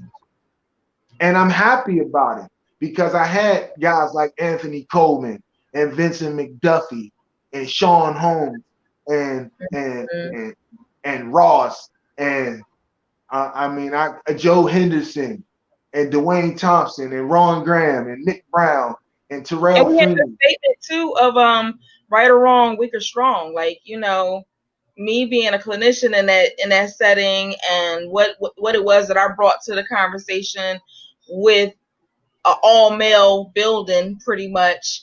When it came to that, it bridged gaps that weren't together before, and made it where we were able to work well together. But we had to work through that right or wrong, weak or strong mantra that bridge the gap for us as staff, as well as us as the students that we serve, or the clients that we serve. Yeah. I mean, it's the only way it works. I mean, I knew the importance of the therapeutic side of the treatment of these young people. I Hmm. also knew, regardless of if they get the treatment or not, they're going back out into society. Right. So you need to understand certain things. And nobody's always going to be there to say, "Oh, Miss May is here," or whoever Mr. Bo is. No, they're not going to always be there. You're going to have to start resolving some of these issues on your own. And Right. I think that's where all young people need to do. We need to, as elders and adults, man, start putting these young people to the test to build them up. Don't wait until it's too late. Like Right. now, we waiting and trying to build a plan in the midst of the protests and riots. A plan should Hmm. have already been devised 10, 15, 20 years ago. And we done practiced it out, just like you do out of school when you do the fake tornado drills and everything else. Right. Come, boom, it's second nature. You just hop into action. That's what we need to do as people with our plan. And I mean, we might need to start with the plan in your own home. Start Right. with your own plan. That's what you do. And you come together with the rest of your family, and you come together with a family plan. And then your family gets together with your next cousins, and y'all expand that plan. I think Exactly. that's how I have to go, because it's too late when you're in the middle of it talking about what is the plan. No, now you see the chaos with young people. Right. You got to be proactive and preventative. So we have one last question. And that question is, what is next for your journey? Like to keep the light on, like, what's going to help keep the new light on? All right, so uh next is the ebook When the Lights Go Out, which Okay. will probably turn into a bigger book. Um, Absolutely. um, Also, probably getting back with young people, but this time I'll probably do it in a sports fashion, to get some of my knowledge and wealth out. That's also kind of personal why I do that, because I need and I want to get all the way back in shape. So Right. I know that'll help me, and I know being around young people, it makes me straighten up more. It makes me very conscious of the steps I make and the moves I Right. make. I got two young sons, like I said, so I want to be back in shape to help give my sons this knowledge I got. Right. Um, and then lastly, we have a restaurant at 1152 Haddon Avenue in Camden, New Jersey, called the Treehouse. Uh, you on Instagram, the Treehouse SJ on Instagram. Google Treehouse SJ. It's a small family run business. We open, and that's where I'm at right now. But the plan is to build off of that and start doing some things with the real estate game. So and getting back with young people and helping young people. And within sports, you can always teach life. So Right. um, that's that's where I'm headed. And And then don't put a podcast coming up as well. oh yeah, I am very sorry. I forgot about that. We'll have chocolate crowns coming. Myself and Miss Mary May, where we'll be having real talk and discussions about relationships, about things that are affecting our people, Yes. about stuff we don't talk about that Mhm. we'll be talking about. We probably laugh a little bit, you may Yes. cry a little bit. Yes. You're gonna learn a lot. So chocolate crowns is gonna be coming soon, sometime this summer, hopefully sooner than later. Um, um, so yeah, and I'm very excited about that. And I appreciate you. I thank you again, because I've been putting it on kind of on hold. Yes. But there's no better time than now. So yeah, chocolate crowns, look out for it soon. It's coming, and it's going to be a platform for us to discuss issues that we deal with, that other people don't know about, that we deal with, and Exactly. we're not going to be afraid to talk about Exactly. Exactly. So I want to thank you for your time and sharing your knowledge on the life of an athlete, being prepared, the strategies, applying it to what we're experiencing now in life. I hope that everybody who has participated, I appreciate the engagement and your time, because we did go over what was scheduled, but we it. appreciate I'm you staying. sorry. Don't be sorry that you had stuff that you wanted to pour out and share. So um, it was important to make sure that we at least brought closure to this part, because as you shared in the podcast, we could definitely expound upon more about the ebook When the Lights Go Out, and just some of the things that have come up. So if anybody is interested in and maybe a replay or something like that, this will be available on YouTube, as well as it will also be available on Facebook for as long as Facebook allows the algorithms to keep it in rotation. But you can follow us both, our information. And I don't know. Is there anything you want to say as we wrap up and wind down? No, man, listen, whoever's on here, you hear my voice. You ain't heard it today. Fletch loves you. I mean, we need all the love in the world right now. There's people hurting. There's people going through it. It was already quarantined. Right. Um, if you hear my voice, man, from the bottom of my heart, I love you. I hope you staying safe.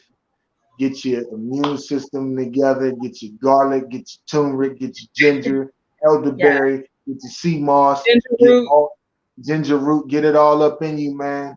Keep a pot on your stove, man, and just inhale it and drink it all day, every day. Um, but yeah, I want to thank you again, man. But if you out there, man, just be a positive light, man. That's it, man. Because we know karma is the beast, man, and whatever you put out into the world is gonna come back to you, man. So bring some positivity, man. Positivity and love kills everything, man.